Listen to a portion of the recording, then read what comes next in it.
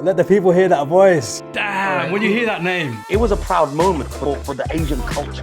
I just looked in the mirror and I accepted myself. Yes. Please, I beg you, cut it out.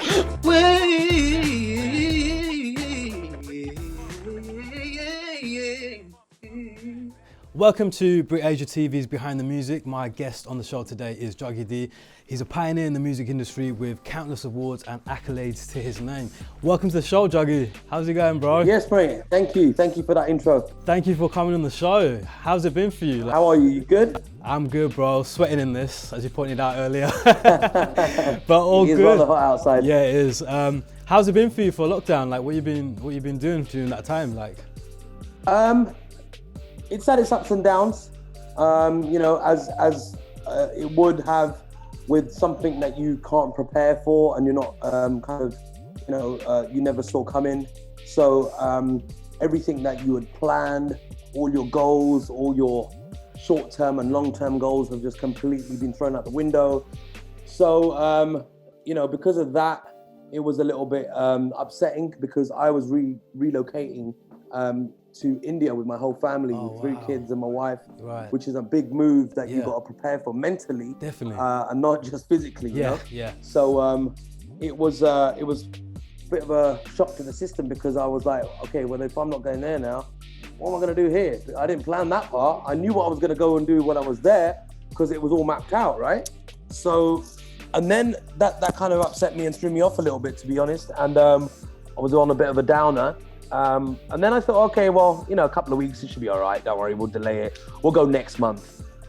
7 months later, we're still sitting here, Whoa. But, in between, I then made some changes and thought, okay, this is getting serious. This is getting a lot longer than we had predicted. So I need to make use of this time. I need to channel my energy into other things. And I use the time wisely because now I look at it and I think if somebody has not used this time to gain another skill, get another form of, look at other revenues of other avenues to generate revenue, then you've wasted your time. Because one of the biggest things that people always moan about is, should have done that, but I didn't have enough time. Mate, you've had all the time in the world right now, man. If you haven't done something new now, you're a loser, man. So that's what I've been doing. Have you been doing gardening or anything like that? Because I know a lot of people were like queuing up and being queuing. I'm not a gardener. I got my my garden is a zero maintenance garden. Nice. And it's like that 365 days a year. I have astroturf. I have a big tiled floor, and it just looks nice and clean cut, nice lighting, and it looks like that all year round. I don't have to touch anything. I love that. So it's perfect for me because I'm not a gardener. Right. I've got 3 kids, man. They keep me busy enough. I haven't got the time to be planting things at the moment. Bro, let's talk about your career that you've had such a long career, and you've done things that a lot of people still haven't done. You've kind of broke boundaries with your music. Like, did you always want to be a musician? Like, did you always want to be a singer? Like, how did you become? Like, how did you get signed? How did you get noticed? Like, I kind of knew that from a very young age. I did know that from a very, very young age. That's what I wanted to do. But I knew there was more, that I had to achieve before I started taking it seriously. To kind of like. Music was always part of my life. Like from being very young, I used to travel to India often with my parents. So I was very connected to my culture, the language, the music, the food, everything, very connected, Because I know some people that have never been back home, never been to India. And so they're not connected with their roots, you know what I'm saying? So I fell in love with my roots. I fell in love with the culture, the music and the dance, the bhangra and everything from a very young age. And I used to collect music. I used to buy vinyl of Punjabi. I've got like stacks of old classic Punjabi vinyl, and I used to listen to Punjabi folk music. And so that was my kind of startup. And then I don't know how the transition came, but I guess just listening and being around so much of that such rich culture that I wanted to be part of it. So I just naturally just started singing along to these songs. And then I started singing and people would say, oh my God, you sound good, man. You got a vibe. You should sing more.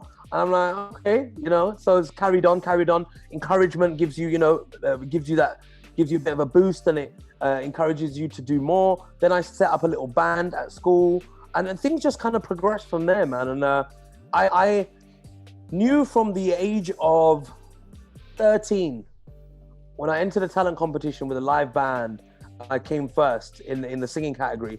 That's when I went, this is what I want to do. I want to be a singer. I want to be a singer, and I want to be able to go and buy my own record in the store. I want to see that my record in stores with other people's records. And you actually did it. You did it. And then we did it. Yeah. That's insane. And we did it. Yeah. Obviously, you know, it's not, I didn't do it on my own. It was with, you know, meeting the right people in my journey at the right time, because people used to say to me for years, Jugs, do something, man, put your music out there. Like, and I'm like, I don't know. I don't know no producers. I knew musicians, you know, but I didn't know how to put my music out there. And I was like, I don't know how to get production done. I said, I know like people that, like, I can call up 10 people now, and out of those 10, 5 will turn up and say, yeah, let's do a jam session, you know, and we'll just sing, and we'll go and do a show in a pub, or a, you know, something like that, you know, somewhere where we can just play live music and just have fun.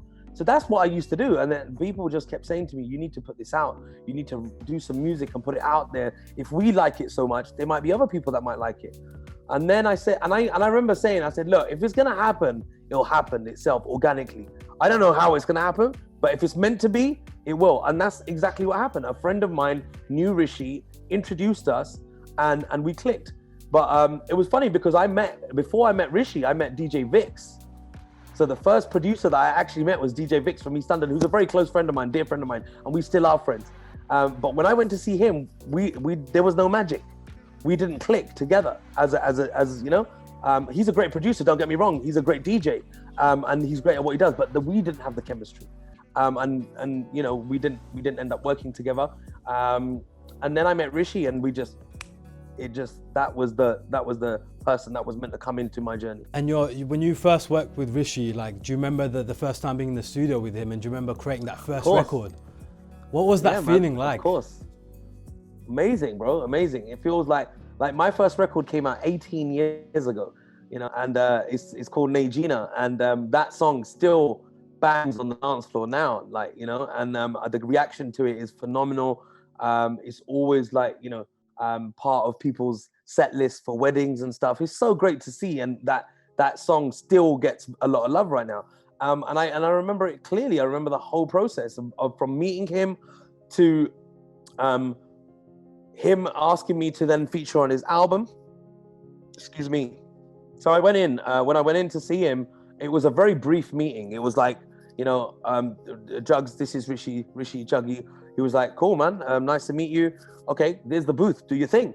And I'm like, okay. So, and the good thing was, though, I never knew who Rishi Rich was. I never knew of his past discography. You know, I didn't know he had done 10 albums for Bollywood remixes under the label, under the tag VR1 and Too Cool. See, I knew none of that.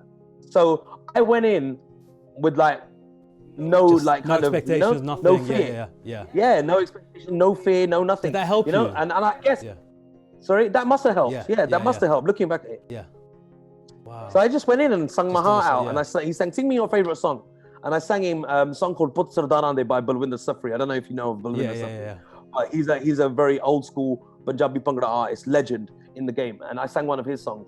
And about a minute in, he just went, okay, that's enough. And I thought, he didn't like it. He didn't like it, man. And I come out and I was like a little bit disappointed. I had my head down and he was like, yeah, man, I'm feeling that. That's a vibe. But listen, I don't want to do this folk stuff. I want you to do pop Punjabi.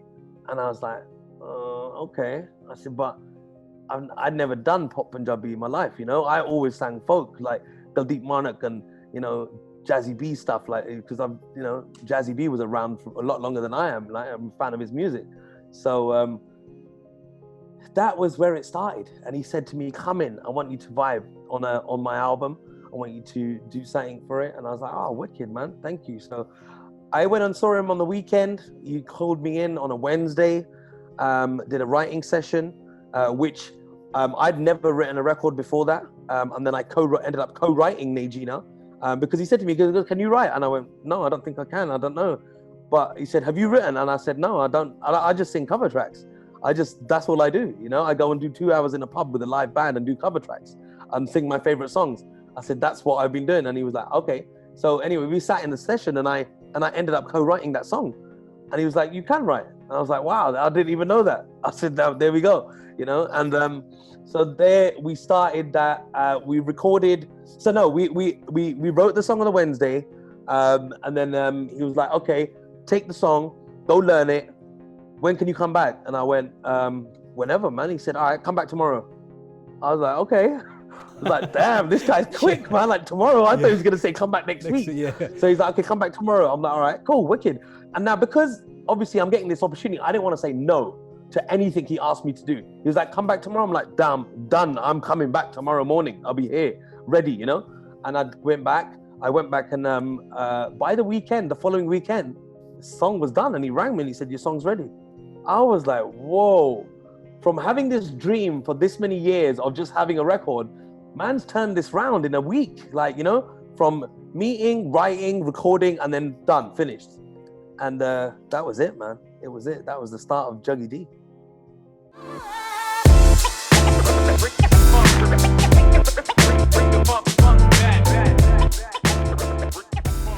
Your second record with Craig David.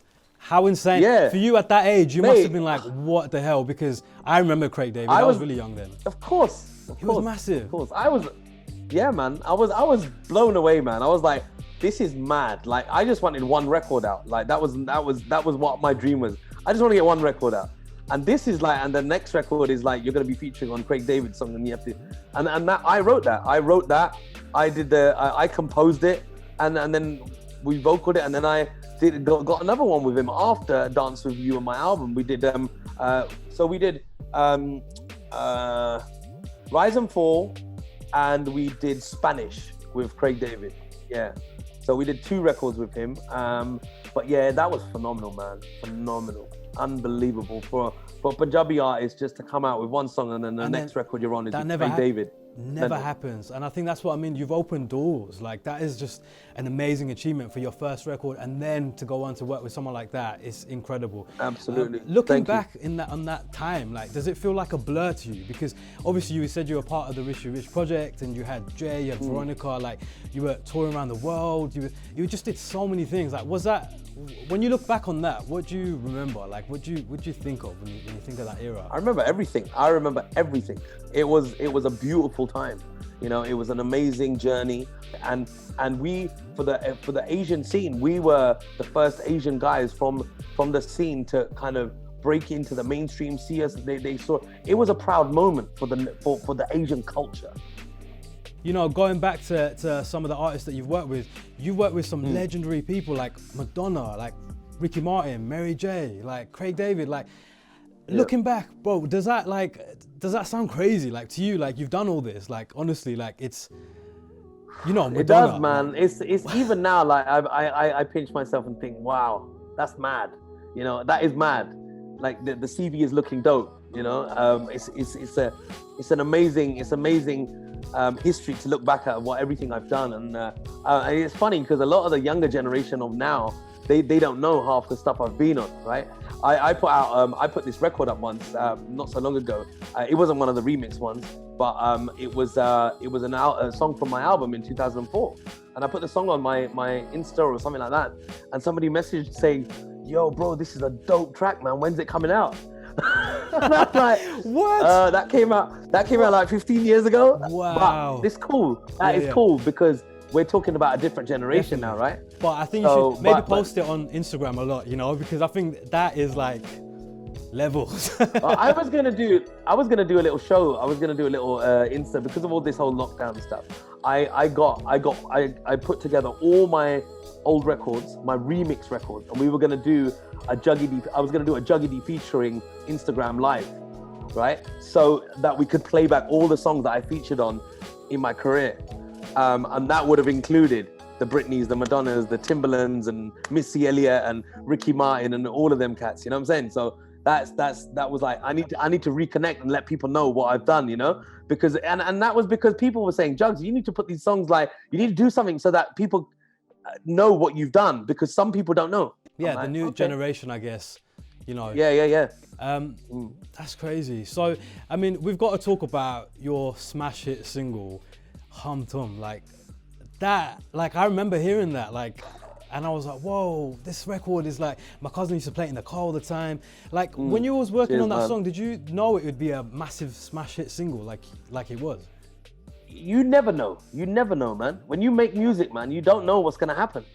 You don't, you know, I mean, I wish I could meet somebody that knew what was gonna happen with the record, because we would all be successful musicians, right? Because we'd have a hit record. We'd always have a hit record. But it don't work like that. It was so catchy though. Like, did you know that this was a song that people were gonna sing along to, and like? Okay, we were very happy with it. We were like, okay, we might have something here. You know when you feel good about something, you're like, yeah, we might be onto something here, man. This is a vibe. But you never know how big it's gonna be until you put it out. You know, you don't know. It could be a splash in the pan, or it could be legendary and here to stay, and it's like, you know, it just gets still played now. I go to the last time I was in the gym in Delhi, and it was funny because they had this show called Super Mega Hit. Wow. So I love that. There's hit songs, and then there was Super Mega Hit. I was like, damn, what is this show? And my song came on. Wow. Hum Tum came on in Super Mega Hit. Wow. You made it, bro. All these years later, and I was like, oh my God, how mad is that? I was like, I had the biggest smile on my face, like just to myself, and I carried on doing what I was doing, and it was like, that's a feeling and a half, man. It was mad. So are you still in touch with Jay and Rishi? You know, they've gone on to do their own thing, and do you still have a good relationship with them? A music Very relationship? Very much so. Yeah, we speak all the time. We have couple of WhatsApp groups going on that we're all in, and yeah, man, we're you know, we've been together too long to not be in touch. You know, we spent so much of our lives and our journeys together that we've created a bond for life. You know, we're more than musicians and friends. We're brothers, man, and no matter what anyone does, we're always there to support each other. And you know, there's still stuff like Rishi's just worked on a record with Jay. Rishi's got his own label called Break the Noise, which him and Jay are doing a track. And then my next single is Juggy D featuring Jay Sean. So, you know. Exclusive. Yeah, that's coming out. There you go, exclusive, Yes. coming out soon. That's crazy. So you guys still work together. I mean, when you get in the studio, is it like back like in 2002? Does it feel like it's still the same when you go in the studio working with Rishi and Jay? That chemistry, that bond is so organic. You can never take that away from us. We just bounce off each other and work so well. When we get in the room, there's no egos, there's no hierarchy, there's nothing like in that room. There's no like bad vibes. It's just so much great energy, great chemistry. And whenever we do a studio session, we always have to book 2 days, because the first day we just talk about everything and have jokes and do no work. And then the next day we go, right, let's do some work, man. And then we bang out what we need to bang out. Like Freak was made in a matter of hours. I really like that. The last one. Thank you, man. We made that in like a matter of hours. Really? Wow. Yeah, man. We made that in Atlanta. I flew in and I was making I had a week-long recording session with Rish and writing session, and we were doing an EP, and I recorded 7 songs in 6 days with him. We wrote them and recorded them, and I've still got them. We didn't end up putting them out at the time because it was we were going to work on them, but then he was in transition from moving from ATL to Mumbai, and then there was a lot going on, so I just let him do his thing. And then by the time we were going back to it, he was like, Jugs, I'm in a different space now. Let me work on some other stuff. Let's leave that for now, because I want you to have this new sound that I'm working with, you know, this new energy that I've got. And I'm like, okay, cool. So then we started doing some other stuff, and then did some Bollywood bits and all that while he was in Mumbai. But yeah, man, we just have fun with the music, man. There's no pressure. It's just fun. When we know we're getting back in the studio, we're excited, you know? It's like that same energy, that same buzz from back in the day. And it really comes across in your music when you have songs together. Like people feel it and enjoy it, and and I think that's because of your real life like experience in the studio. You're just making fun. Your boys just doing, you know what I mean? What do you think of the industry now? Like, what do you think where the scene is at right now? Like, compared to how it was, from the early days, do you see a difference in the industry right now? Like, when you release some music, like, do you see a huge difference from back then to now? There's always going to be a difference with time. With time comes change, right? So, like, you go back in time to when we released music, there was no social media then. There was none of these platforms around like YouTube and Instagram. Like, I got Instagram, I got about 50,000 followers, right? I'm cool with that. I got no issues with that, yeah? Well, had we come out now, I would have had about 50 million. Yeah. You know what I'm saying? Because it's mad how the things work. So we've come from that old school era, where we had to go out on road and make cones out of paper and go, our single is coming out tomorrow, go buy it. That's what we used to do, bro. And we used to go to schools and tell kids that our single's coming out and do the performance at schools and do a schools tour. So we grafted, man. So now I think it's still hard, but it's easier to put out your music. But it's hard because there's so many people doing the same thing, right? So to get recognized, you've got to be something special. You've got to bring something very, very special to the table for you to stand out from the crowd. But before it was like, if you were a great musician, you had the whole package, you look good, you had a vibe, then the harder you work, the more you're gonna get success. So that's what it was about, man. We grafted hard and we went out and we put in the groundwork, and we came from, like they say, you started from the bottom and then you hit, then you're there, right? So I feel like back then it was a magical moment because you did actually go to do these school tours, you did these club gigs. It was more hands-on, Nowadays, I guess you can just release a record on YouTube without having a label or anything like that, and even let the song go viral on TikTok. So I feel like, there's definitely a difference.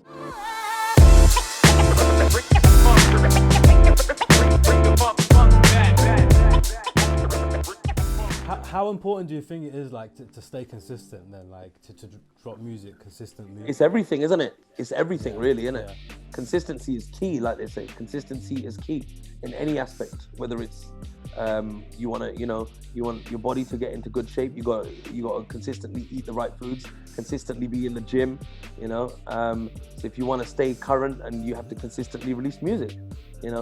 I'm fortunate enough that I can still keep a fair enough gap, but because I'm still doing a lot of live shows. But when we first came out, we were very consistent. We were back to back with singles, Rishi Rich project, Bollywood track, Juggy's album, this project, that feature, this feature. Mate, I was on everything. Like, I remember Nihal calling me the Nate Dogg of the Punjabi industry. I was on everything. Every time you kind of, like, the radio was on, within an hour, you're going to hear 1-2 records with me on it. Every hour, we were in your face. That was why we grew so rapidly as well, because we were in your face. Before you knew it, we had another record out. So that is key, bro. Big time. You recently did the song with collaboration with, First Man and Mumsy, and how did that come about? Like, did they make the record and they called you up, or were you in the studio with the guys? No, I put myself on that record. Did you? I forced myself on it. How would you elaborate on this? Like, I did. So I was in Amsterdam. Yeah. And I was doing a wedding. Yeah. And First Man's from Rotterdam. No, sorry, I was in Rotterdam. I was doing a wedding in Rotterdam. First Man from Rotterdam, and I called him up and I was like, bro, what's happening? He's like, Juggy. I was like, yeah. I said, because I'd met him in London a few weeks prior to that, maybe a month or so before that. And he DM'd me. He wanted to meet. He wanted to do some work.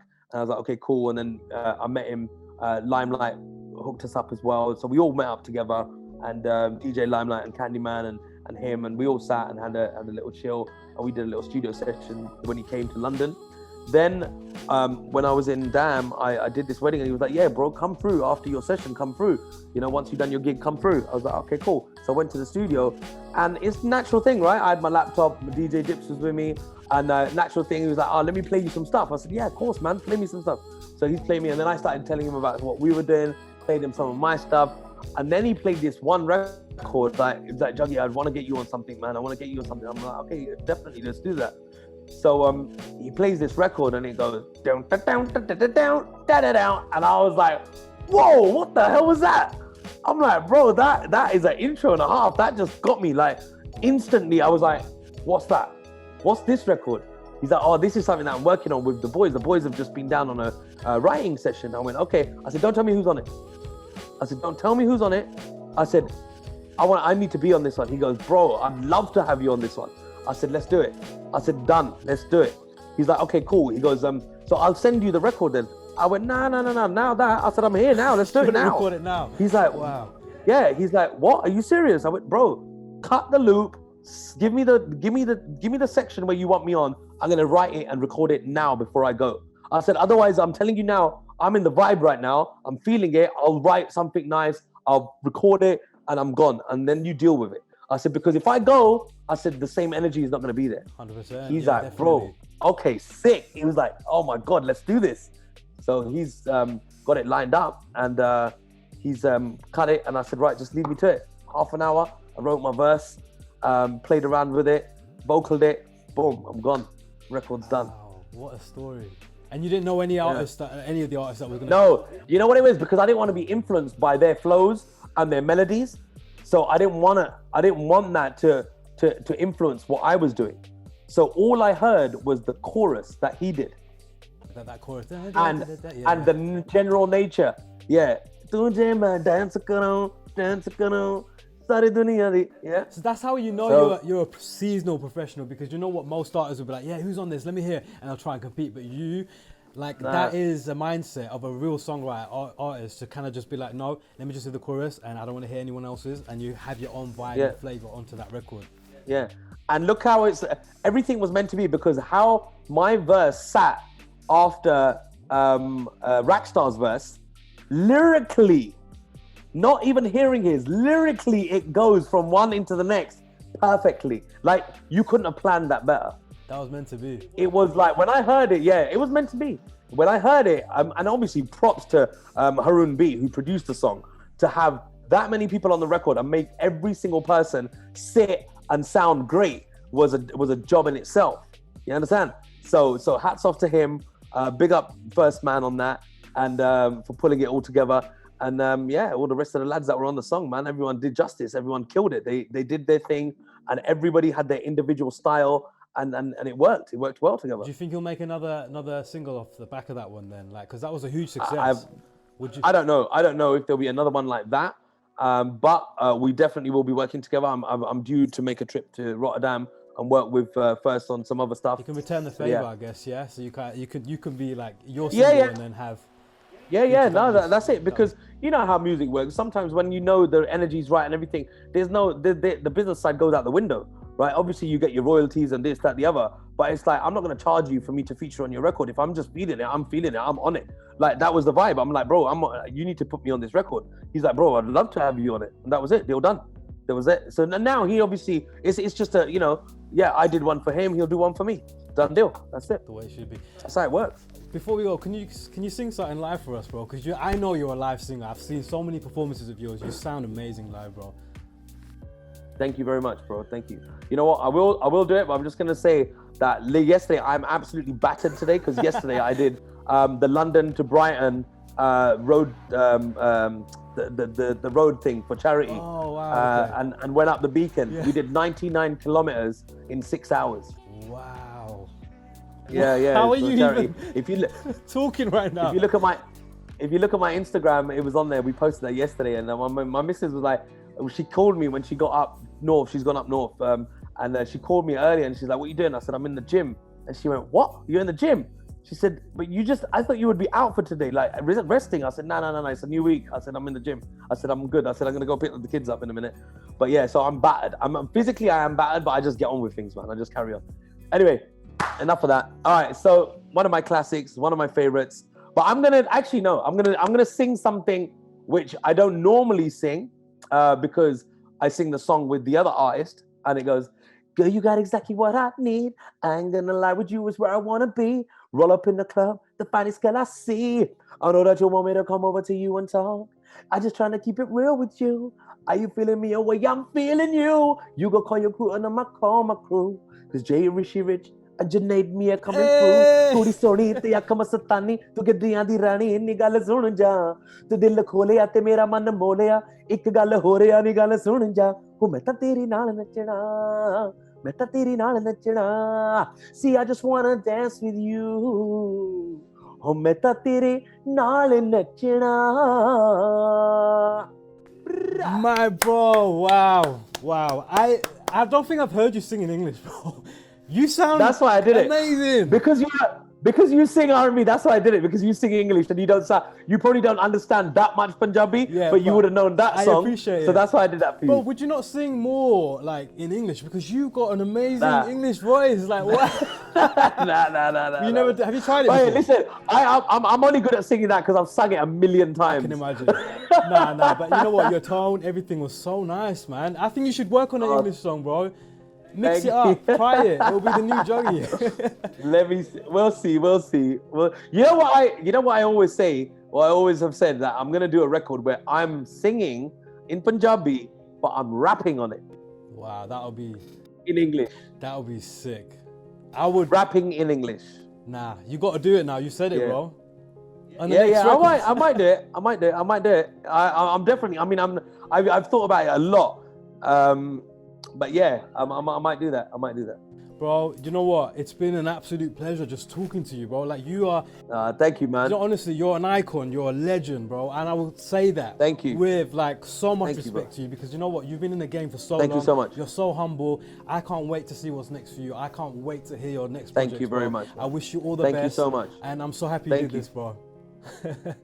Respect, bro. Thank you very much. God bless, bro. Take care, brother. Thank you. Let the people hear that voice. Damn, when you hear that name. It was a proud moment for the Asian culture. I just looked in the mirror and I accepted myself. Yes. Please, I beg you, cut it out.